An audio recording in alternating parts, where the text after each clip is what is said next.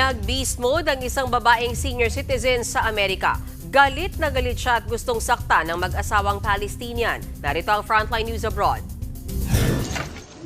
Itinulak ng babaeng ito ang cellphone ng mag-asawa habang kinukuhanan siya ng video. Agad namang sinagi ng lalaki ang pag-atake ng babae sa asawa niyang buntis. Hindi tumigil ang babae, tinangkapang mambuhos ng kape. Napigilan ulit siya ng lalaki at itinapon nito ang kape sa sahig. Gumanti ng suntok ang babae. Oh my God!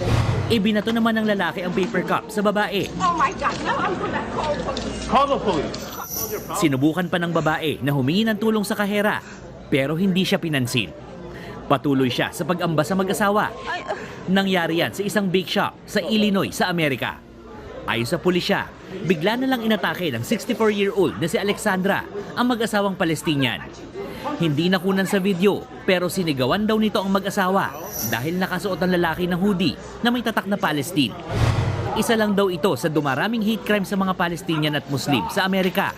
Dahil dyan, maharap si Alexandra sa kaukulang reklamo. Nagbabalita mula sa Frontline, Gerard de la Peña, News 5.